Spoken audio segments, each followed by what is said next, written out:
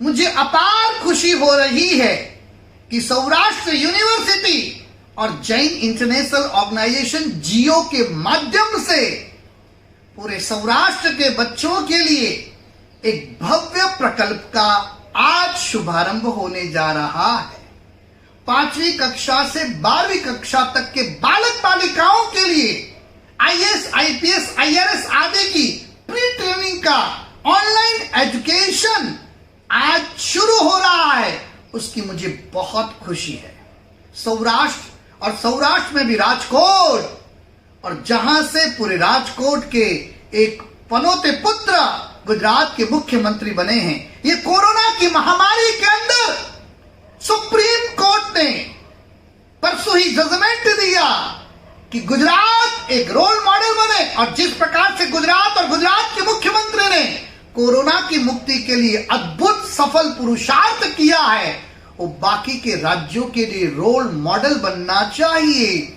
ऐसे कोहिनूर हमारे राजकोट के सभी के प्रिय ऐसे लोक लाडीले विजयभाई रूपानी, और उन्हीं के क्षेत्र के अंदर ऐसा भव्य प्रकल्प भारत के इतिहास में पहली बार शुरू हो रहा है, उसका हमें अनहद आनंद और बहुत खुशी है। ऐसे भी सौराष्ट्र के लोग धर्मप्रिय है, यहाँ के बच्चों में भव्य संस्कार हैं, और जो लोग संस्कारी है वो आईएएस बनेंगे तो देश का भविष्य कितना सुखद बनेगा। देश के भविष्य को सुखद बनाने के लिए, परिवार का नाम रोशन करने के लिए ये भव्य प्रकल्प आज शुरू हो रहा है, उसकी मुझे बहुत खुशी और बहुत आनंद है। और उसके लिए सबसे ज्यादा साधुवाद देना चाहूंगा मेहुल भाई रूपानी जी को, जिनकी मेहनत से ये भव्य प्रकल्प शुरू हो रहा है। तो आज मैं तमाम बालक बालिकाओं को आशीर्वाद देता हूं। आप बहुत होनहार है, टैलेंटेड है, नीडर है, आप उत्साह पूर्वक आगे बढ़े, उज्जवल भविष्य आपका इंतजार कर रहा है। आप बहुत आगे बढ़ेंगे, खूब सफल बनेंगे, और आत्मा की उन्नति के साथ साथ आप देश के विकास में अपना अभूतपूर्व योगदान देंगे, ऐसा मुझे पूरा विश्वास है। आप सभी हमेशा सफल बने, ऐसा दिल से हमारा बहुत बहुत आशीर्वाद। आत्माओं, सौराष्ट्र यूनिवर्सिटी और जैन इंटरनेशनल ऑर्गेनाइजेशन मिलके एक सुंदर सा प्रकल्प शुरू कर रहे हैं। आईएएस, आईपीएस, आईआरएस स्टडी के लिए प्री एजुकेशन 5वीं से 12वीं कक्षा की बच्चों के लिए, जो अभी से ये ज्ञान दिया जाएगा तो भविष्य के अंदर इस क्षेत्र में बहुत आगे बढ़ेंगे। एक सुंदर आईएएस, आईपीएस और आईआरएस बन के देश की सेवा करेंगे। और ये प्रकल्प पूरे हिंदुस्तान में पहली बार सौराष्ट्र से शुरू किया जा रहा है, इसकी हमें बहुत खुशी है। और सौराष्ट्र वैसे ही धर्म क्षेत्र है, और ऐसे क्षेत्र से शुभ प्रकल्प शुरू होने जा रहा है। बहुत आनंद है, बच्चे बहुत आगे बढ़े, उज्जवल भविष्य हो और अच्छे पद पे आके देश की सेवा करे, यही आशीर्वाद मैं दिल से देती हूँ।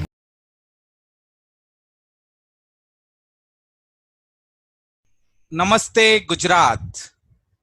मेरा नाम रजनीश कुमार है और मैं एक आईएएस फैकल्टी हूं दिल्ली से, और मैं जियो इंस्टीट्यूट, जैन इंटरनेशनल ऑर्गेनाइजेशन और ग्लोबल इंडियन स्कूल की तरफ से आपका आज हार्दिक स्वागत करता हूं, अभिनंदन करता हूं।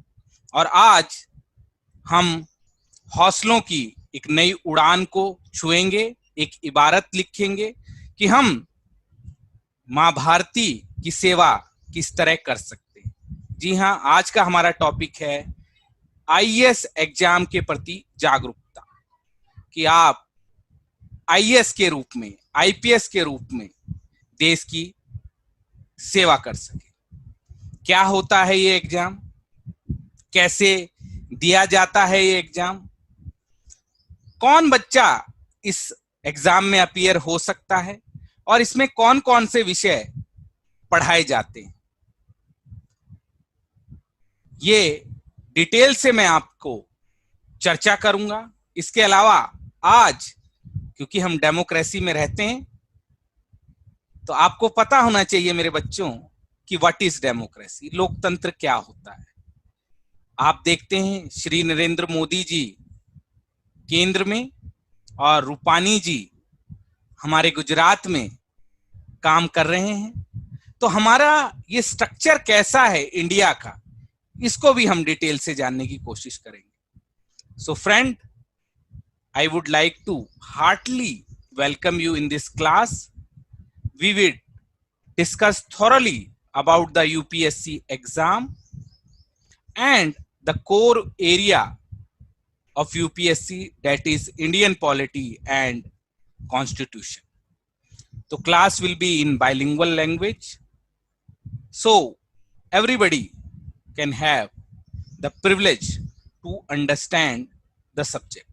तो दोनों माध्यम में मैं क्लास कंडक्ट कराऊंगा और आपकी फुल अटेंशन चाहूंगा।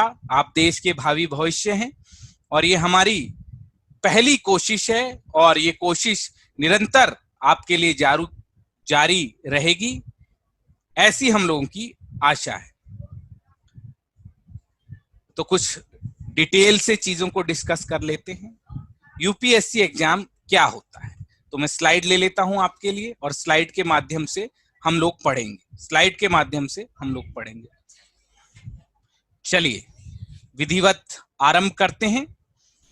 ड्यूरेशन इस क्लास का लगभग 1 आवर होगा and class will be in bilingual. तो मां सरस्वती का अभिनंदन करता हूं। यही ज्ञान की देवी है और यही आप लोगों को आगे बढ़ाएगी। बीच बीच में मैं आपसे डिटेल डिस्कस करता रहूंगा और आप बहुत ध्यान से नोट्स बनाते रहेंगे, देखते रहेंगे, समझते रहेंगे और इस लेक्चर सीरीज का पूरा फायदा उठाएंगे। चलिए चालू करते हैं।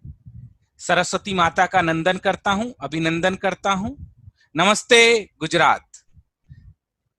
ये बहुत अच्छी पहल है जियो और जीआईएस के द्वारा और ये आगे बढ़ती रहेगी अवेयरनेस प्रोग्राम में, ऐसी मेरी आशा है। It is a wonderful initiative by Geo Institute Delhi and GIS school Rajkot and this will B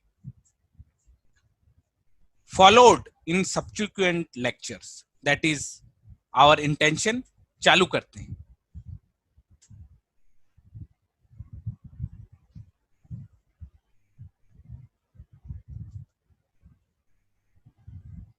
तो ग्लोबल इंडियन स्कूल और सिविल सर्विस ट्रेनिंग आज की थीम है। तो 2-3 कोर चीजें मैं आपको पहले ही बता देना चाहता हूं, ध्यान से आप नोट कीजिएगा। देखिए, अखिल भारतीय लेवल पर यह एग्जाम होता है। This exam conducted every year on all India basis. इसके अंदर आप IAS यानी जिला अधिकारी बन सकते हैं, आप IPS इंडियन पब्लिक सर्विस में जा सकते हैं और अगर आप विदेश में एम्बेसडर बनना चाहते हैं तो इंडियन फॉरेस्ट सर्विस भी इसी एग्जाम से बना जाता है। कौन ये एग्जाम दे सकता है? Who can give this exam? तो ये एग्जाम कोई भी विद्यार्थी दे सकता है, जो भी ग्रेजुएट हो वो ये एग्जाम दे सकता है। क्या ये एग्जाम केवल डॉक्टर दे सकते हैं? क्या ये एग्जाम केवल इंजीनियर दे सकते हैं? क्या ये एग्जाम केवल इंग्लिश माध्यम वाले दे सकते हैं? The answer is no. ये answer strictly no. Everybody, Gujarati भाई भी इस एग्जाम को दे सकता है, हिंदी भाषी भी इस एग्जाम को दे सकता है, किसी भी स्ट्रीम में पास कोई भी व्यक्ति इस एग्जाम को दे सकता है। इस पॉइंट को आप नोट कर लीजिएगा, क्योंकि बहुत सारी बच्चे जो रीजनल लैंग्वेज में हैं, स्पेशली यहां गुजराती की बात हो रही है, तो वे सोचते हैं कि क्या वो गुजराती माध्यम में वो एग्जाम नहीं दे सकते? बिल्कुल दे सकते हैं। ये एग्जाम भारत की रजिस्टर्ड भाषाओं में दिया जा सकता है, चाहे वो इंग्लिश हो, हिंदी हो, गुजराती हो। दूसरा, कोई भी व्यक्ति जो ग्रेजुएट है, चाहे वो आर्ट्स स्ट्रीम से हो, कॉमर्स स्ट्रीम से हो, साइंस स्ट्रीम से हो, इस एग्जाम को दे सकता है। तो ये आपका बहुत ज्यादा हेल्प करेगा ये जानने में कि इस एग्जाम को कौन दे सकता है, इस एग्जाम को कौन दे सकता है, इस एग्जाम को, इस प्रतिष्ठित सेवा को every can appear for this exam. आपके पास भी वंडरफुल अपॉर्चुनिटी आएगी कि आप इस एग्जाम को अपनी ग्रेजुएशन के बाद दे सकें। ठीक है, सबसे पहले आप अपनी ग्रेजुएशन करेंगे, जिस भी माध्यम में आप करना चाहते हैं उस माध्यम में कीजिए। You should choose your preferred stream. आपको साइंस स्ट्रीम लेने का मन है, उसमें कर सकते हैं ग्रेजुएशन। कॉमर्स बैकग्राउंड में, उसमें कर सकते हैं। और अगर आर्ट्स की लैंग्वेज में ये एग्जाम देना है तो उसको भी दिया जा सकता है। दूसरा, इस एग्जाम में पूछा क्या जाता है मेरे बच्चों, ये 3 चरण में एग्जाम होता है, जिसको प्रीलिम्स, मेंस और इंटरव्यू कहते हैं। सब्जेक्ट क्या आते हैं इसमें, तो आपको बताते हुए मुझे बड़ा हर्ष हो रहा है कि इसमें भारत के ही विषय आते हैं। कैसे विषय? भारत की हिस्ट्री के बारे में पूछा जाता है। One subject is history, especially Indian history. Then polities, one subject की भारत की सरकार, भारत का संविधान कैसे वर्क कर रहा है, यह एक विषय है। ज्योग्राफी, कि गुजरात में कौन सी पहाड़ियां हैं, गिर है, लॉयन पाया जाता है, इस तरह के फिजिकल ज्योग्राफी और अन्य ज्योग्राफी के सब्जेक्ट भी इसमें दिए गए हैं। फिर थोड़ा सा इन्वायरमेंट, क्योंकि इन्वायरमेंट बहुत चर्चा में रहता है। थोड़ा सा science and tech, economics, Bharat का इकोनॉमिक्स, कि भारत 5th लार्जेस्ट इकोनॉमी के रूप में विख्यात है, विख्यात होने वाला है। तो ये मेजर टॉपिक्स रहते हैं। इसके अलावा और भी टॉपिक्स हैं, पर मैंने सरासरी रूप से आपको ये बताने की कोशिश की कि इजीली अगर किसी भी व्यक्ति ने 12th क्लास में ध्यान से हिस्ट्री, ज्योग्राफी, इकोनॉमिक्स को पढ़ा है, थोड़ा सा बेस ऊपर रहता है, तो इस एग्जाम को प्रिपेयर कर सकता है।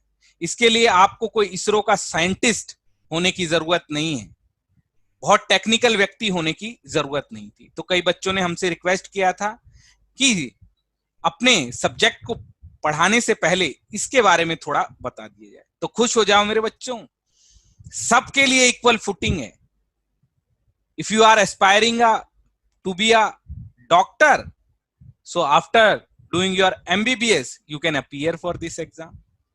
If you want to become an engineer or a poet or a master in a language, then also you can appear for this exam. Bharat ने इस सेवा के माध्यम से सभी को वंडरफुल अपॉर्चुनिटी दी है कि कोई भी व्यक्ति जिसने ग्रेजुएशन की है, किसी भी स्ट्रीम से ग्रेजुएशन की है, उस एग्जाम को वो अपीयर हो सकता है। और हमारे आने वाले लेक्चरों में आप देखेंगे इस सब्जेक्टों के बारे में आपको डिटेल से बताया जाएगा, पढ़ाया जाएगा।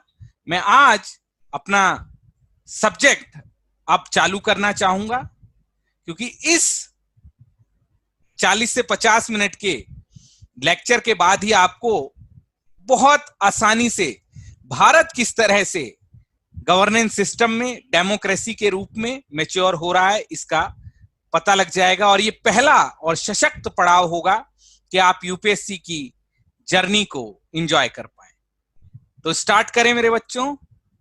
यस, तो थम्स अप कर दीजिए एक बार, स्टार्ट कर दिया जाए। Thank you very much. मैं इस प्रोग्राम में, इस लेक्चर में कार्टून, कुछ स्लाइड्स, कुछ पिक्चर्स के माध्यम से आपको बहुत ही सरल भाषा में बताने की कोशिश करूंगा और मुझे पक्का यकीन है कि आपको इंडियन डेमोक्रेसी के रूप में सब कुछ समझ में आ जाएगा और आज ही आप यूपीएससी के बारे में बहुत कुछ जान जाएंगे और हो सकता है आप जल्दी ही आईएएस बन भी जाएं। तो बहुत ध्यान से सुनिएगा इस लेक्चर को मेरे बच्चों।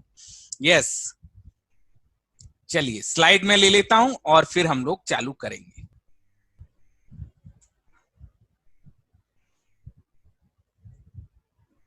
इन किताबों में आपने कभी ना कभी अपनी ये किताबें देखी होंगी। During your studies I am sure you have gone through these textbook। कुछ लोगों ने पढ़ी होंगी, कुछ लोगों ने थोड़ा कम पढ़ी होंगी और कुछ लोग इसको भविष्य में पढ़ेंगे। Very very important book. UPSC यहीं से निकलता है, यहीं से समझ में आता है। अगर आपको IAS, IPS, Indian forest service और बहुत तरह की सेवाएं हैं उनमें जानना है तो दिस इज द बुक। आप स्कूल में इन बुकों को ठीक से पढ़ें क्योंकि यही डेमोक्रेसी की पकड़ देती है और आपकी अंडरस्टैंडिंग को डेवलप करती है। तो कुछ लोगों ने पढ़ी हैं, कुछ लोग पढ़ेंगे, उन सभी के लिए इसका जिस्ट मैं आपको बताऊंगा with the current affair. Notes बनाते चलिएगा, समझते चलिएगा और आपको काफी हेल्प होने वाली है। ठीक है, सोशल साइंस, पॉलिटिकल साइंस, हमारी डेमोक्रेटिक पॉलिटिक्स पार्ट 2, जिन्होंने भी 10th सीबीएसई का पेपर दिया हो, जी हाँ, तो ये भी एक सब्जेक्ट है और होपफुली आपने अच्छे मार्क्स लिए होंगे। डेमोक्रेसी, जी हाँ, हम डेमोक्रेसी में रह रहे हैं। Presently we are living in the democracy. What is democracy? Democracy is comprising of 2 word, demos and cracy. लोगों का शासन, जहां जनता जनार्दन ही अपने ऊपर शासन करती है। हम आज भारत को चलाता कौन है? Who run the system of democracy in India? We the people of India run India. तो डेमोक्रेसी में हम लोग जी रहे हैं जहां जनता की सब कुछ जनता के हाथों में। पर हमेशा से डेमोक्रेसी नहीं थी।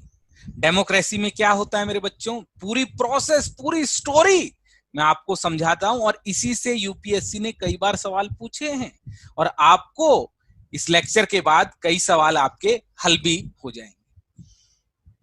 इनको तो आप जानते ही होंगे, हमारे देश के आदरणीय प्रधानमंत्री श्री नरेंद्र मोदी जी और हमारे गुजरात के सीएम रूपानी जी। तो डेमोक्रेसी में संसद, the parliament where all the laws are enacted, जहां पर सारे कानून बनते हैं। फिर सरकार, जिसको एग्जीक्यूटिव या कार्यपालिका कहा जाता है, हु इम्प्लीमेंट द लॉ, जो भी कानून बने उसको लागू कौन कराएगा? अपने गुजरात में रूपानी जी और केंद्र में नरेंद्र मोदी जी। और हमारी जुडिशियरी जो न्याय देती है, which give the justice to the people of India and also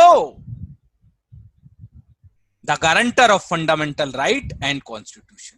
तो इस जर्नी को जरा ध्यान से समझिएगा, 10-15 मिनट ध्यान से दीजिएगा इस टॉपिक के ऊपर और इसके माध्यम से ही यूपीएससी आपको समझ में आएगी। तो आज हम जी रहे हैं किसमें? डेमोक्रेसी में। पर क्या हमेशा से डेमोक्रेसी थी? डेमोक्रेसी तो 250 साल के लगभग अमेरिका में, 70 साल से इंडिया में आ रही है। पहले सिस्टम क्या था और ये डेमोक्रेसी में 3 स्ट्रक्चर कैसे आए, इसके ऊपर आपको ध्यान देने की जरूरत है। आइए जरा इसके बारे में पढ़ते और समझते हैं। जी हाँ, मैं आपको पूरी की पूरी जर्नी पर लेके चलता हूं and you will rock in this journey. और मेरी ऐसी आशा है आप भी निशान जैन की तरह, टीना डाबी की तरह फर्स्ट रैंक कभी यूपीएससी में गुजरात से लगे। मेरी ये आशा है कि आप लोग भी जब ग्रेजुएशन कर लेंगे इस प्रोग्राम के लिए अपीयर करेंगे, इस प्रेस्टिजियस एग्जाम के लिए अपीयर करेंगे और आपको भी इसका फल मिलेगा। तो मैं अब एक जर्नी पर आपको लेके चल रहा हूं और इस जर्नी के द्वारा पूरे के पूरे कॉन्स्टिट्यूशन को समझाने की कोशिश करूंगा। प्रेजेंट इंडिया में सरकारें कैसे काम करती हैं, how in the present era in India the government runs, और ये इनका एवोल्यूशन कैसे हुआ है। तो सबसे पहले हम देखेंगे एक व्यक्ति को, होपफुली आप और मुझे, उसके बाद हम लोग आगे बढ़ते हुए देखेंगे कि इवॉल्व कैसे हुए डेमोक्रेसी। सिंपल सा लॉजिक है, पहले इंडिविजुअल से ट्राइबल, फिर थियोक्रेसी, मोनार्की, डेमोक्रेसी। इसमें थोड़ा मिसमैच भी है, थोड़ा सा मिक्सअप भी है, थोड़ा कॉम्प्लेक्स भी है, लेकिन आपको सरल भाषा में समझाने के लिए मैंने एक स्टोरी का सहारा लिया है और by end of the lecture मुझे पूरी आशा है कि ये स्टोरी आपको समझ में आ जाएगी। तो सबसे पहले एक व्यक्ति कहां, व्यक्ति परिवार में व्यक्ति। The first is individual, second is the family, and then from family to community और ट्राइबल, समुदाय, कबीला, और फिर राजतंत्र के बाद हम लोग बाहुबली से मिलेंगे, शक्ति कपूर साहब से मिलेंगे। जिन्होंने बाहुबली देखी होगी उन्होंने भल्लाल देव को भी जरूर देखा होगा, औरंगजेब आपकी हिस्ट्री की टेक्स्ट बुकों में आया होगा। थियोक्रेसी को थोड़ा सा समझेंगे, थोड़ा सा टच करेंगे यहाँ, और प्रेजेंट ईरा में आ जाएंगे जिसका नाम है डेमोक्रेसी। ये पूरी की पूरी स्टोरी मैं आपको समझाऊंगा और उसके बाद भारत की सुप्रीम बुक द कॉन्स्टिट्यूशन, और वो कॉन्स्टिट्यूशन से कैसे सरकारें रन करती है। क्या नॉर्थ कोरिया डेमोक्रेसी है, क्या पाकिस्तान डेमोक्रेसी है, ये सब सवालों पर भी हम रूबरू होंगे।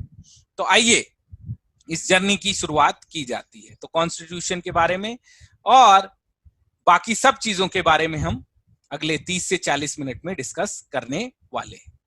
चलिए चालू करते हैं अपनी इस जर्नी को।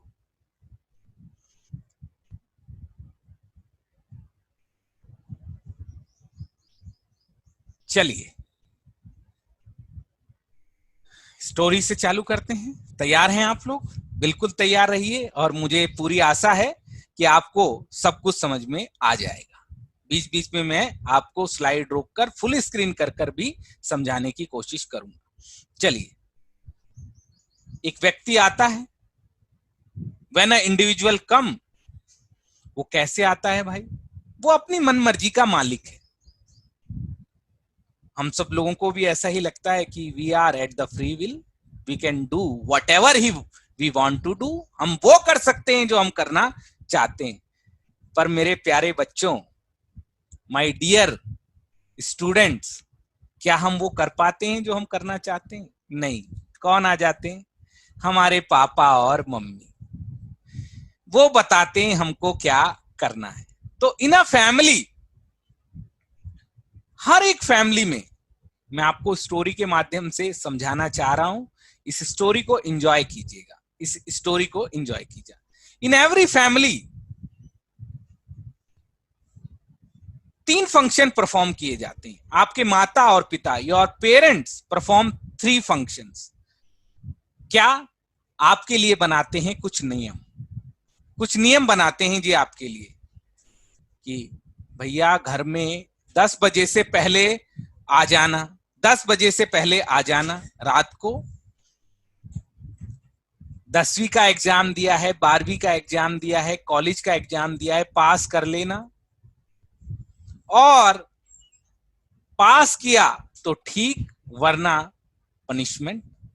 तो आप ये देखेंगे, चाहे आप किसी भी एक्सपेक्ट में चले जाएं फैमिली की, मेजरली आप कैटेगराइज कर सकते हैं कि in every family 3 functions perform किए जाते हैं। 1 is to make the law, second is to implement the law, and the third is provide reward and punishment. नियम बनाना, नियमों को पालन कराना और दंड और पुरस्कार देना। तो ये 3 काम है जी। कैसे? एक उदाहरण के माध्यम से समझते हैं। आपके पापा ने आपसे बोला, एग्जाम्पल दे रहा हूं, अपने बारे में सोचना, कि 10वीं में अगर 90% मार्क्स आ गए तो आपको मिलेगी बाइक। तो 99%, 95% लाओ और बाइक, अपना 12th पास हैं तो कॉलेज के लिए लेकर जाओ, और अगर आप गर्ल हैं तो स्कूटी मिलेगी। तो सभी माँ बाप इस तरह का नियम बना के दे देते हैं। ऑल द पेरेंट्स, आपके माताजी पिताजी इस तरह का रूल बना देते हैं आप लोगों के लिए। फिर पास हुए तो बाइक और फेल हो गए तो no pocket money and you will get some punishment. तो अगर आप फेल हो गए तो स्थिति गड़बड़ आ जाएगी, आपको पनिशमेंट मिलेगा। क्या मिलेगा? पॉकेट मनी नहीं दी जाएगी। तो आपने देखा, in every family 3 functions are perform by our parents. 3 function कैसे हैं जरा ध्यान से देखिएगा। यही फंक्शन डेमोक्रेसी में 3 ऑर्गन हैं जो अलग अलग परफॉर्म करते हैं, उस पर हम आएंगे। पहले इन 3 फंक्शन को समझिए। पहला फंक्शन नियम बनाना। पहला फंक्शन नियम बनाना। पहला फंक्शन नियम बनाना। दूसरा फंक्शन नियमों को लागू कराना। तो पहला फंक्शन नियम बनाना, दूसरा फंक्शन नियमों को लागू कराना, और तीसरा फंक्शन दंड और पुरस्कार देना। तो ये 3 फंक्शन सभी जगह परफॉर्म किए जाते हैं। डेमोक्रेसी में स्टेट लेवल पे क्या होता है? स्टेट लेवल पे भी यही 3 फंक्शन होते हैं मेरे प्यारे प्यारे बच्चों। At the state level these functions are perform by 3 different organ. कानून कौन बनाता है? भाई घर के लिए कानून तो बना दिए आपके माता पिता ने, लेकिन देश के लिए, इंडिया के लिए कानून कौन बनाएगा? गुजरात के लिए कानून कौन बनाएगा? तो संसद, our parliament legislate the laws. Our parliament legislate the laws, वो कानून बनाती है। कार्यपालिका नरेंद्र मोदी जी की सरकार, आदरणीय नरेंद्र मोदी जी की सरकार भारत के लिए, और रूपानी जी की सरकार गुजरात के लिए उन नियमों को लागू कराती है। तो आप पाएंगे कि एक संसद भारत की है और एक राज्य की भी स्टेट असेंबलीज है। तो हमारे यहाँ केंद्र में भी यही स्ट्रक्चर चलता है और स्टेट में भी यही स्ट्रक्चर चलता है। दोनों जगह कानून बनाए जाते हैं और दोनों जगह कार्यपालिका है जो उन कानूनों को लागू कराती है, और जुडिशरी को तो आप जानते ही होंगे। तो आपने अब तक क्या सीखा? What you have understand up till now? कि similar functions are performed by the family to make the law, to implement the law, and provide reward and punishment. And at the higher level, at the state level, there are 3 organs of the government, which we know: legislature, executive, and judiciary, which perform these function. कार्यपालिका है, विधायिका है, न्यायपालिका है जो ये function perform करती है। अरे आपको तो पूरा का पूरा इंडियन कॉन्स्टिट्यूशन आ गया, ये सरकारें काम कैसे करती हैं आपको तो पता चल गया। बस पहला कदम यूपीएससी की जर्नी में रखा गया, तो बड़ा आसान है। वही काम मेरे प्यारे प्यारे बच्चों परिवार में और वही काम सेंटर में, बड़ा इजी है। लेकिन परिवार से ये राज्य तक की जर्नी हुई कैसे है? क्या हमेशा से डेमोक्रेसी रही है या बीच में पूरे के पूरे एवोल्यूशन का प्रोसेस रहा है? इस प्रोसेस को हमको समझना होगा। हमेशा से डेमोक्रेसी नहीं थी, हमेशा से ये 3 ऑर्गन ऑफ द गवर्नमेंट नहीं थे। ये ऑर्गन आज नजर आते हैं, पहले ये ऑर्गन नहीं थे। तो ये ऑर्गन पहले नहीं थे तो ये कैसे इवॉल्व हुआ ये प्रोसेस, इसके बारे में भी हम लोगों को जानना होगा। यहां तक तो आपको पूरी कहानी समझ में आ रही होगी। 10th तक 12th तक आपने पढ़ा भी होगा, कुछ लोग पढ़ने जाएंगे, तो आइए उसको भी हम लोग देख लेते हैं।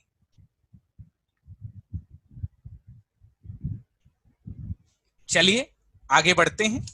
तो हमने देख लिया परिवार में क्या होता है। परिवार में सिंपल सी चीज होती है, या तो आपको बाइक मिलेगी या पॉकेट मनी आपकी जाएगी, और आपको क्या करना पड़ेगा, कहना मानना पड़ेगा।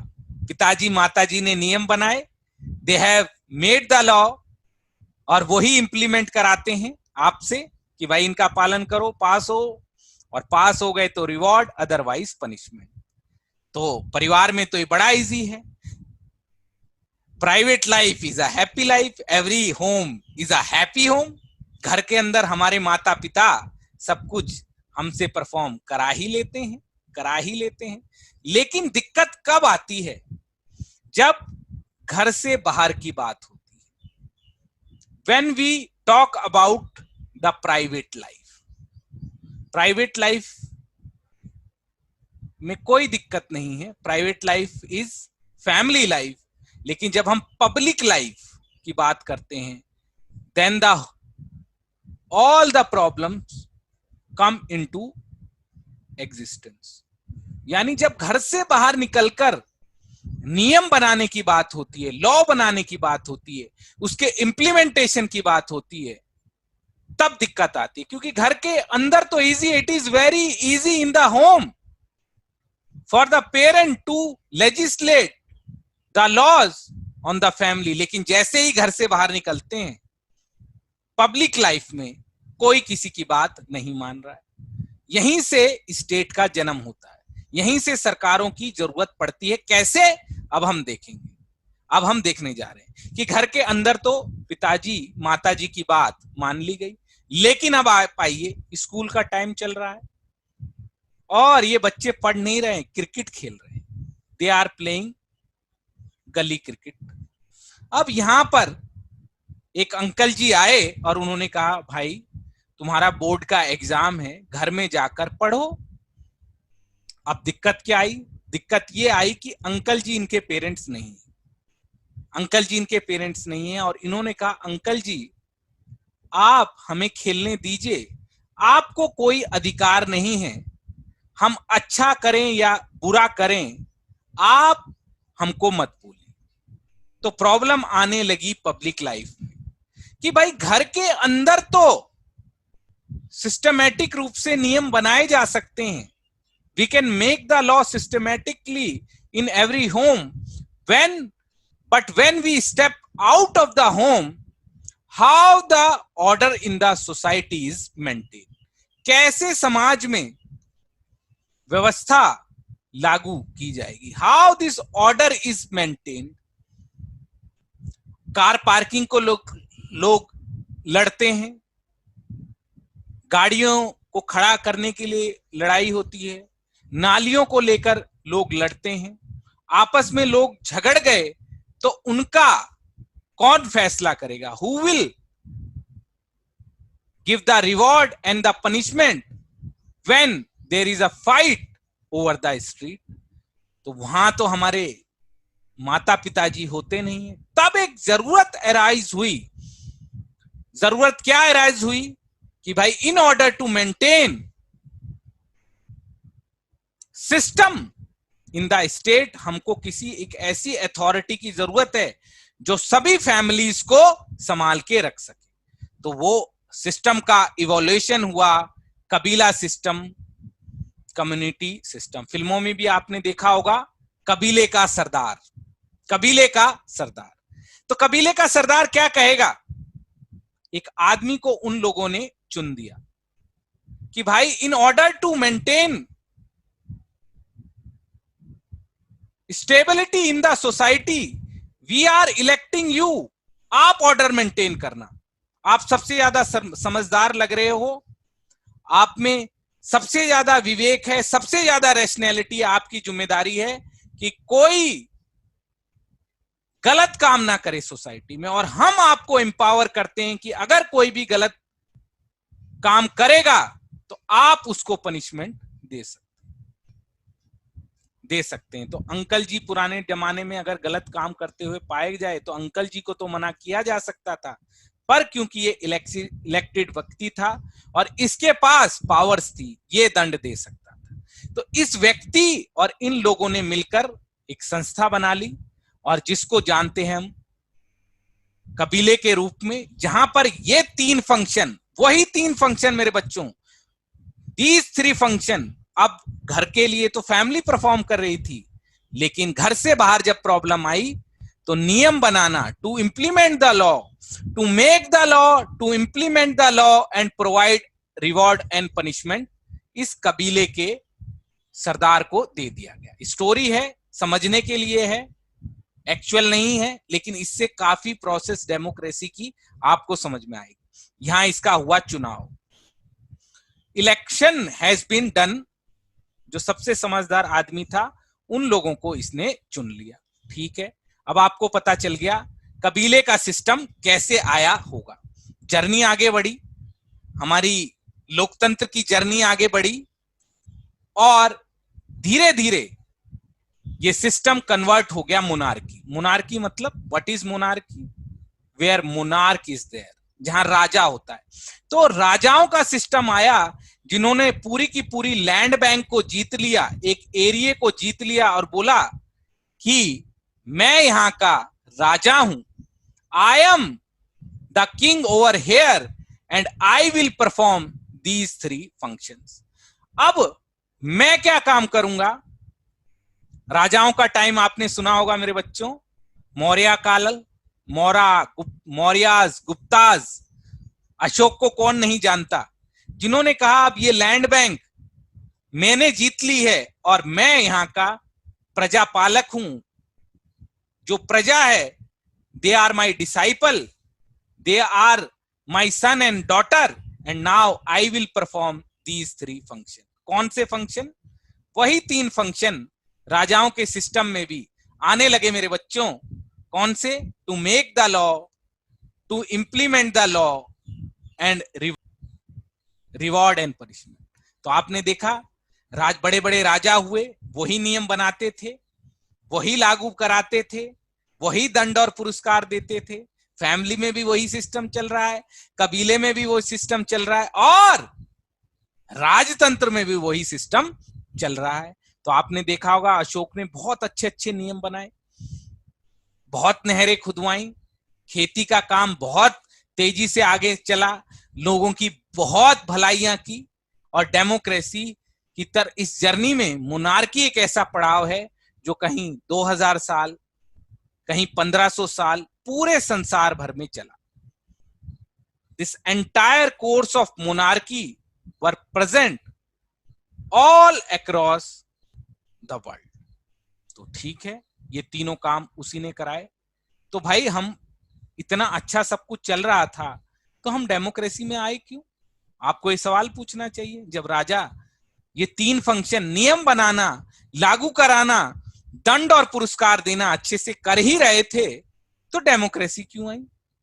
तो मेरे बच्चों, उसका सीधा सा जवाब है कि सब लोग सम्राट अशोक और बाहुबली नहीं थे। सब राजा अपनी संतानों को अपना नहीं मानते थे, प्रजा को अपनी संतान नहीं मानते थे। दे डज नॉट ट्रीट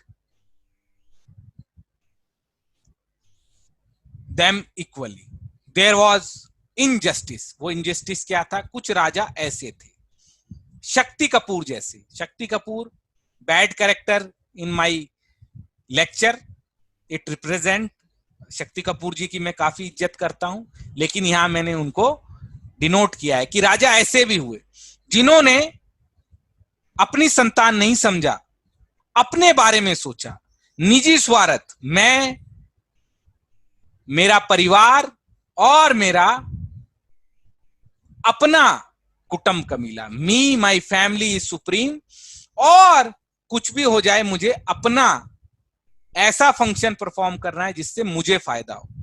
तो मोनार्की में डिस्टॉर्शन आ गया। There was a distortion in the monarchy, there is a distortion in the monarchy.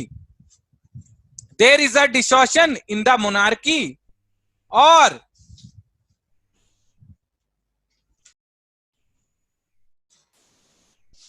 ये डिस्टॉर्शन क्या था, एक एग्जाम्पल के माध्यम से मैं आपको समझाता हूं कि शक्ति कपूर महोदय ने तीनों ताकत इनके पास में है, to make the law, to implement the law and provide punishment, reward and punishment. तो इन्होंने एक लॉ बनाया, ध्यान से सुनिएगा, कि जो भी चोरी कर कर आएगा, डेमोक्रेसी में हम जा रहे हैं लेकिन हम राजतंत्र की कमियां भी पढ़ते जा रहे हैं, तो इन्होंने एक नियम बना दिया कि जो भी चोरी कर कर आएगा उसके हाथ काट दिए जाएंगे। और एक दिन एक 18 साल का लड़का चोरी कर कर आ गया, 19 साल का लड़का चोरी कर कर आ गया, दरबार में लाया गया, उसके पेरेंट्स भी साथ थे, तो इसने बोला law is law, nobody is above the law, तो लॉ इज लॉ, इसके हाथ काटे जाने चाहिए, और उसके हाथ काट दिए। ठीक है, सारी प्रजा, डिसाइपल, कोर्टयार्ड सब देखते रहे। एक दिन शक्ति कपूर जी का लड़का ही चोरी कर कर आ गया। अब क्या होगा? क्या आपको लगता है उनके हाथ काटे जाएंगे? बताना मेरे बच्चों, क्या आपको लगता है उनके हाथ काटे जाएंगे? नहीं। यही तो मोनार्की फेल हो गई कि उन्होंने गलत तरीके से लॉ बनाए। They have legislated very very pathetically, सिर्फ अपने फायदे के लिए।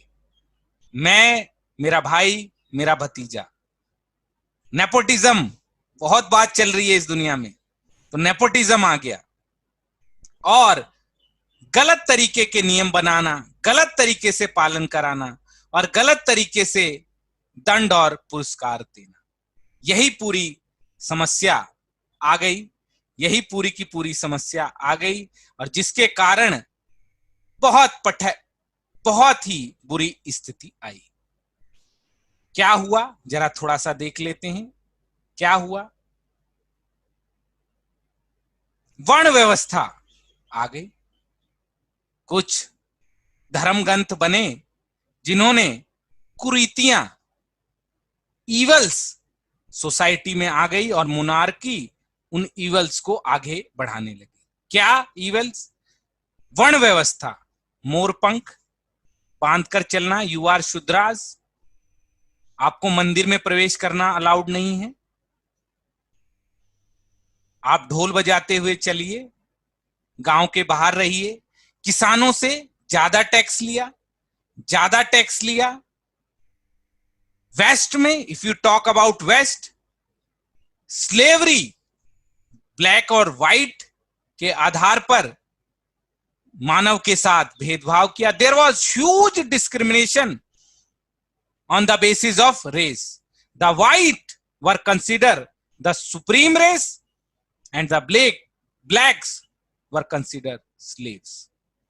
तो उनके साथ दासों जैसा व्यवहार हुआ। स्त्रियों के साथ सती, इसके अंदर धर्म का भी थोड़ा सा रोल है। धर्म की कुछ लोगों ने गलत व्याख्याएं कर दी थी। There was a wrong interpretation of the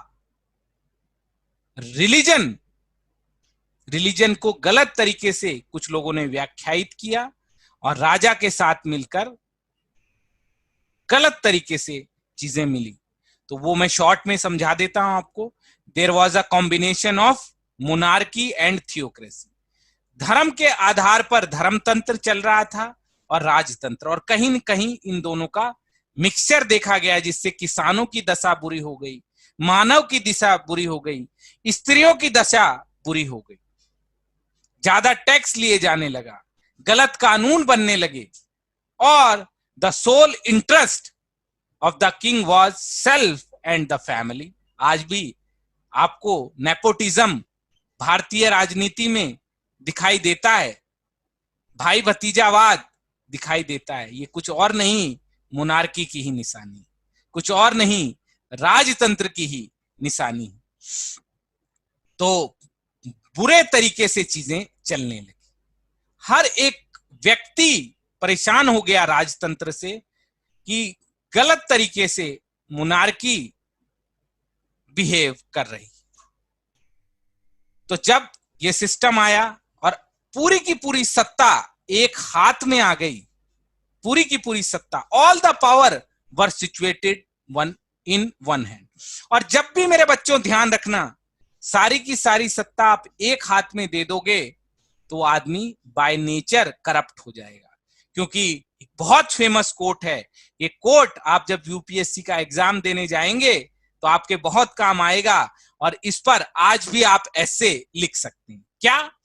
power corrupts and absolute power corrupts absolutely, कि सत्ता भ्रष्ट करती है और पूर्ण सत्ता पूर्ण रूप से भ्रष्ट करती है। अरे एक ही हाथों में you are giving the 3 powers.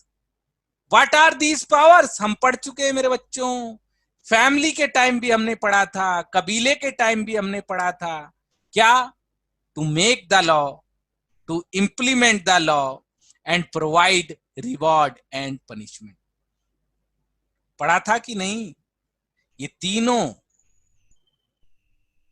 Shakti Kapoor जैसे राजाओं के हाथ में आ गई, और जब भी उनका मौका मिलता वो डिस्टॉर्ट करते थे, इन पावर्स को अपने बेनिफिट्स के लिए यूज करते थे। तो जनता जब पूरी त्राही त्राही होने लग गई, तो आपने सुना होगा, 9th में पढ़ा होगा आपने, कुछ बच्चों ने 10th में पढ़ा होगा, फ्रांसीसी क्रांति, there was a France revolution. रूसी क्रांति आप लोगों ने पढ़ी होगी, Russian revolution, there was a famous glorious revolution जो इंग्लैंड में हुआ, जहां पर इन राजाओं को हटाया गया, राजाओं को हटाया गया और बोला गया कि हमको किसी सुप्रीम अथॉरिटी की जरूरत नहीं है जो हमारा फेट डिसाइड करे, हमको ऐसी किसी अथॉरिटी की जरूरत नहीं है। Who are these kings who are performing these 3 function? कौन है ये राजा और रानी जो हमारे लिए नियम बना रहे हैं, नियमों का पालन करा रहे हैं, दंड और पुरस्कार दे रहे हैं? अरे हम अपने ऊपर खुद शासन कर लेंगे, हमारे अंदर भी समझ है, हमारे अंदर भी विवेक है, हम अपने ऊपर खुद शासन कर लेंगे। और नया कॉन्सेप्ट इवॉल्व हुआ, और उस कॉन्सेप्ट को फिलोसफरों ने देना चालू किया, और नाम आया डेमोक्रेसी। डेमोस प्लस क्रेसी, लोक प्लस तंत्र। लोग जहां पर शासन करें, लोग जहां पर शासन करें। और शासन कैसे करें? शासन कैसे करें मेरे बच्चों? शासन करेंगे वो कैसे? पुनर्जागरण हुआ जहां डेमोक्रेसी की बात हुई, और बात हुई कि जनता खुद शासन कर लेगी। अब सवाल आता है, हम डेमोक्रेसी में प्रवेश कर चुके हैं। आज के सिस्टम में जो इंडियन डेमोक्रेसी, जो largest democracy in the world है, जो India is the largest thriving democracy in the world, ये सब जगह डेमोक्रेसी की ब्यार फैली। और उस डेमोक्रेसी में शक्ति कपूर जैसे राजाओं ने पूछा, तुम कैसे शासन चलाओगे? तुम तो जाति, धर्म, वर्ण के आधार पर बटे हुए। जनता ने कहा हम चला लेंगे। क्या चलाएंगे, कैसे चलाएंगे? उन्होंने बताया कि तुम कैसे लॉ बनाते हो, तो तुम नियम बनाते हो, हम बनाएंगे कॉन्स्टिट्यूशन, हम बनाएंगे कॉन्स्टिट्यूशन। कॉन्स्टिट्यूशन एक सुप्रीम होली बुक है जिसके अंदर भारत में कैसे सिस्टम चलेगा ये सब कुछ लिखा हुआ है। तो जनता जनार्दन ने कहा कि हम संविधान बनाएंगे, खुद बनाएंगे। और भारत में तो हमारे ऊपर अंग्रेजों का राज रहा, और हमारी संविधान सभा ने बहुत ही शानदार कॉन्स्टिट्यूशन लिख के दिया, जिसके अंदर सारे नियम जो शक्ति कपूर जैसे राजा बना रहे थे, all the laws were given, written in that holy book जिसका नाम है कॉन्स्टिट्यूशन ऑफ इंडिया। तो उस बुक में सारे नियम लिख दिए गए। क्या लिखा गया उसमें? कॉन्स्टिट्यूशन, कि हमारा देश कैसे चलेगा। राजा रानी नहीं चलाएंगे, हम सारा जो कुछ भी हमको चाहिए वो एक किताब में लिख देंगे। There will be a book, set of basic supreme law which will tell about the relationship between an individual and the state will be mentioned. कि भाई हमें एक देश में क्या क्या मिलेगा। हर एक देश में कॉन्स्टिट्यूशन लिखा गया मेजॉरिटी ऑफ द देशों में, और उस संविधान में ही पावर को बांट दिया गया कि भाई ये जो शक्ति कपूर जैसे राजा हैं, इनके हाथ में ताकत आ जाती है तो ये फंक्शन बुरा परफॉर्म करते हैं, तो there should be a separation of power. हमको एक आदमी की जरूरत नहीं है, हमको पूरा का पूरा सिस्टम की जरूरत है जो इन फंक्शनों को परफॉर्म करे और इस होली बुक संविधान के आधार पर चले। तो क्या बना, संविधान ने, कॉन्स्टिट्यूशन ऑफ इंडिया ने 3 संस्थाओं को बनाया। वन इज लेजिस्लेचर, संसद, जहां पर आज हमारे देश के जितनी भी जरूरतें हैं उनके लिए नियम बनेंगे। All the laws will be legislate in the parliament. तो आपने सेंटर लेवल पे लोकसभा, राज्यसभा का नाम सुना होगा, और स्टेट असेंबली अपना गुजरात में जानते हो। फिर दूसरा कार्यपालिका, council of minister, Narendra Modi ji, Rupani ji अपनी केंद्र मंत्री परिषद के साथ ये इन फंक्शन को परफॉर्म कराएंगे। और जुडिशरी, न्यायालयों को सब जानते हैं, honourable supreme court, high court, जो कि दंड और पुरस्कार देते हैं। तो देखिए कहां फैमिली से हम लोग चालू हुए थे और कहां हम लोकतंत्र में आए। और लोकतंत्र में एक संस्था नहीं रही, लोगों ने पहले बनाया संविधान, और संविधान के अंतर्गत इन 3 बॉडीज को बना दिया, और इनके साथ साथ बहुत सारी और बॉडीज बनाई, इलेक्शन कमीशन, कैग, बहुत सारी और भी संस्थाएं जो आपको देखते हैं। सारा का सारा सिस्टम रिटर्न रख दिया, और आने वाले भविष्य के लिए संसद को कह दिया कि आप कानून बनाना। तो हमारे यहां 3 बॉडीज पाई जाती हैं। वन इज लेजिस्लेचर, जो देश के लिए कानून बनाती हैं। आपने 6 से लेकर 12th की क्लास में समरी के रूप में मैंने समझाया, आपने यही पढ़ा होगा। यही कोरोना में 3 तलाक के लिए कानून बनाएगी, यही ओबीसी के लिए क्या किया जाना चाहिए ये कानून बनाएगी, यही संस्था 370 रहना चाहिए कि नहीं, इसके बारे में भी व्याख्या करेगी। और उसका इंप्लीमेंटेशन कौन करेगा? हमारी चुनी हुई सरकार। हम ये सरकार चला रहे हैं। We the people of India running the India. कैसे? हम समय समय पर सरकारों को चुनते हैं, सेंटर के अंदर भी। हर 5 साल के अंदर there will be a election, जहां पर हम 2 बार से आदरणीय नरेंद्र मोदी जी को चुनते आ रहे हैं कि भाई इनको हम 5 साल के लिए ताकत देते हैं कि हमारे बिहाफ में ये काम करेंगे। सत्ता हमारे पास है। In the end all the power belongs to the ordinary people. But हम लोगों को तो पढ़ाई करनी है, डॉक्टरी करनी है, इंजीनियरिंग करनी है, अपने अपने काम करने हैं। तो 5 साल के लिए हम इनको मौका दे रहे हैं, ठीक है। और इस पूरी की पूरी चीज की जहां व्याख्या की गई है उसका नाम है संविधान। संविधान पहला ऐसा रिटर्न डॉक्यूमेंट है जो बनाया जाता है जिसमें देश कैसे चलेगा, देश में सरकारें कैसे बनेंगी, जो भी लोग जी रहे हैं उनको फंडामेंटल राइट्स मिलेंगे, उनको बराबरी मिलेगी। यहां पर वर्ण व्यवस्था के नाम पर ट्रीटमेंट नहीं होगा, काले गोरे का भेद नहीं होगा, महिलाओं को भी फ्रीडम मिलेगा, सती नहीं होगी, तो लोगों को भी कुछ अधिकार दिए गए। रिलेशनशिप बिटवीन स्टेट और सेंटर लिखा गया, और सरकार के कामों को भी बांटा गया। सरकार के 3 अंग बनाए गए मेरे बच्चों। There were the 3 organ of the government, और उन तीनों को भी एक दूसरे से अलग किया गया कि संसद अलग रहे, एग्जीक्यूटिव अलग रहे, और दंड देने वाली शक्ति अलग रहे, न्यायपालिका। और तीनों इस तरह से सामंजस्य बनाए कि हमारा अधिकारों का हनन ना हो सके। तो ये 3 बॉडीज आपने देखा।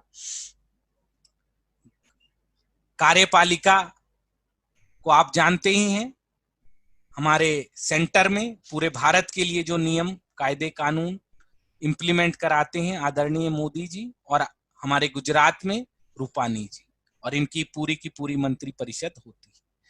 संसद में नियम बनते हैं, स्टेट असेंबली गुजरात में नियम बनते हैं, और वो नियमों को लागू कराने वाले लोग कौन हैं? जो मेजॉरिटी में सरकार बनाते हैं। और ये सरकार किसके द्वारा चुनी जाती है? We the people. 5 साल के लिए हम मौका देते हैं कि हमारे लिए क्या अच्छे से लॉ बनाओगे, अच्छे से इंप्लीमेंट बनाओगे, अच्छे से इंप्लीमेंट करोगे? Will you make the good loss for us? आप बताओ हमारे लिए 5 साल में क्या क्या करोगे। और पार्टियां आती हैं, अपना घोषणा पत्र रखती हैं, और जिस घोषणा पत्र से हम सहमत होते हैं उसको वोट दे देते हैं। और संसद समय समय पर कानून बनाता रहता है, उन कानूनों में भी हमारी मदद लेता है। और ये संविधान के आधार पर ही हमारा देश चले, लोगों को फंडामेंटल राइट मिले, इसके लिए हमने एक और बॉडी बनाई है कि किसी के अधिकारों का हनन ना हो। जैसा आपने मोनार्की के टाइम में देखा था, there was a huge subjugation of women, वर्ण व्यवस्था, रेसिज्म एंड आर्बिट्रेरी लॉज। लेकिन अब एक संस्था बनी जो सब चीजों को देखेगी। संविधान जो कि देश का सुप्रीम लॉ है, हमारी सबसे सुप्रीम किताब है, उसकी रक्षा करेगी, फंडामेंटल राइट की रक्षा करेगी, और केंद्र राज्य के विवाद को मिटाएगी। ऐसी संस्था का निर्माण हुआ जिसका नाम है न्यायपालिका। तो ये हमारा देश है, यहाँ पर एक सरकार सेंटर में बैठती है मेरे बच्चों, और अलग अलग सरकारें स्टेट लेवल पे है। आने वाले सब्सिक्वेंट लेक्चर्स में हम लोग हर एक चीज के बारे में डिस्कस करेंगे, डोंट वरी। ये आज पहला लेक्चर है, उसके बाद और लेक्चरें समय समय पर होते आएंगे। तो ये कॉन्स्टिट्यूशन है, जो पहली किताब हम लोगों ने बनाई कि किस तरह से हमारा देश आगे चलेगा, क्या क्या लोगों को मिलेगा। अब आपने अब तक क्या सीखा, एक बार रिवाइज तो करना बनता है, क्योंकि रिवाइज बिना कुछ नहीं होता। अब तक आपने देखा कि परिवार में भी 3 काम होते हैं और स्टेट में भी 3 काम होते हैं। तो परिवार में तो बड़ा इजी था काम कराना, लेकिन बाहर, घर से बाहर निकलते ही दिक्कत हो रही थी। तो कबीले का सिस्टम आया, जहां पर आदमी का इलेक्शन किया जाता था। लेकिन जब मोनार्की आई तो वहां पर वंशवाद, नेपोटिज्म आ गया और गलत लॉज बनने लगे। और जनता जनार्दन, जब विज्ञान साइंटिफिक टेम्पर बना, रेनेसा बनी, तो लोगों ने कहा हमको किसी राजा रानी की जरूरत नहीं है, हम लोग खुद ही डेमोक्रेसी को चला लेंगे। तो वो कैसे चलाएंगे? हमने सबसे पहले लिखा संविधान। We have written a supreme sacrosanct document. Britain में परंपराएं लिखी गई, कानून लिखे गए, वहां रिटन कॉन्स्टिट्यूशन तो है नहीं। America was the first country जहां पर संविधान लिखा गया, और संविधान में ही लोगों को फंडामेंटल राइट्स दिए गए। सरकारों के 3 अंगों को बांटा गया, सरकार के 3 अंगों को बांटा गया, और 3 ऑर्गन इस कॉन्स्टिट्यूशन ने दिए। वो 3 ऑर्गन क्या हैं? वो ऑर्गन हैं लेजिस्लेचर, एग्जीक्यूटिव एंड जुडिशरी।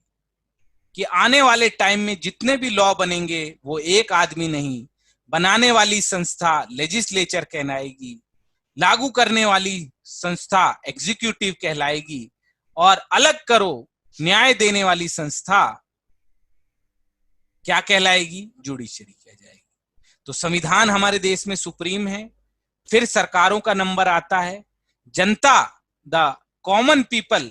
हमारे यहाँ कॉमन पीपल ने डायरेक्ट नहीं बनाया, उनके रिप्रेजेंटेटिव हमारी कॉन्स्टिट्यूशन असेंबली ने संविधान बनाया था, और इन तीनों ऑर्गन्स के काम लिखे हैं। और 5 साल में हम लोगों को चुनते हैं, और खुद डेमोक्रेसी को चलाते हैं। तो संविधान का होना, इन तीनों अंगों का होना, लोगों को fundamental rights, freedom, justice, liberty, समानता का, स्वतंत्रता का व्यवहार होना, यही संविधान कहलाता है, यही लोकतंत्र कहा जाता है।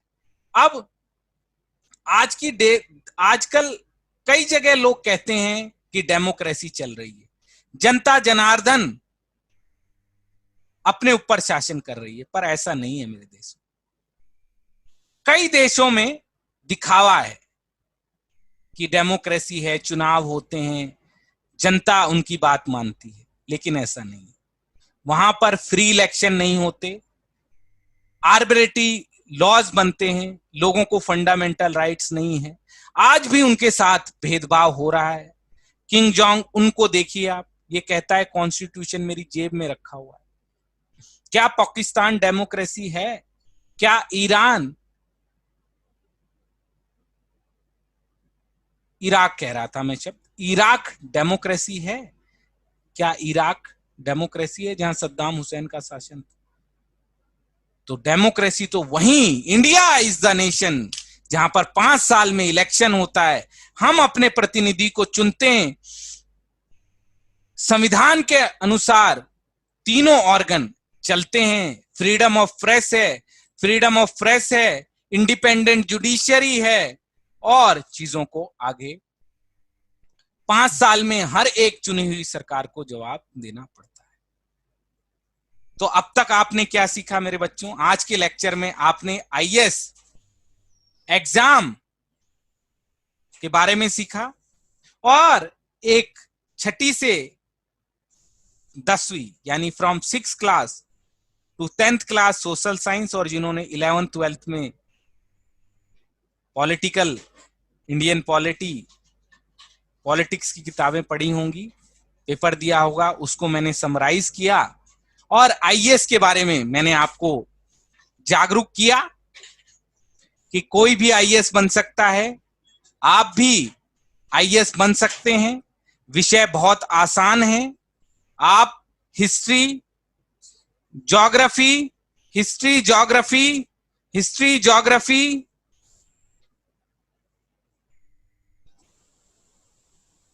पॉलिटी, इस तरह के विषय पढ़कर आगे बढ़ सकते हैं। आशा करता हूं कि इस लेक्चर से आपको मदद मिली होगी और आपको चीजें समझ में आई होंगी। भविष्य में भी आपको क्या करना चाहिए? ऐसे लेक्चरों में पार्टिसिपेट करना चाहिए। ये जियो इंस्टीट्यूट, जैन इंटरनेशनल ऑर्गेनाइजेशन और जीआईएस स्कूल की एक पहल है, जिसमें ये पहला व्याख्यान आप लोगों के लिए आयोजित किया गया है, और भविष्य में भी ऐसे व्याख्यान होते रहेंगे। और मुझे ऐसी आशा है कि आप देश सेवा करेंगे, मां भारती की सेवा करेंगे, और इस देश के लिए कोई ना कोई कंट्रीब्यूशन आप एक नागरिक के रूप में, एक लोक सेवक के रूप में, एक आईएएस के रूप में निभाएंगे। तो आप भी अपनी हौसलों को उड़ान दीजिए, बढ़िए, भारत के सिस्टम को समझिए, और एक नागरिक के रूप में हमारी ऐसी आशा है कि आप भारत का नाम ऊंचा करेंगे, सरकार में पार्टिसिपेट करेंगे, और भारत को नई ऊंचाइयों पर छुएंगे। मैं आपके उज्जवल भविष्य की कामना करता हूं। ये पहला लेक्चर था, भविष्य में ऐसे लेक्चर होते रहेंगे, ऐसी मेरी आशा है। आपको ये लेक्चर कैसा लगा? क्या आपको कुछ बातें समझ में आई? आशा करता हूं कि आपको बहुत कुछ समझ में आया होगा, और आगे ऐसे लेक्चर आपके लिए होते रहेंगे।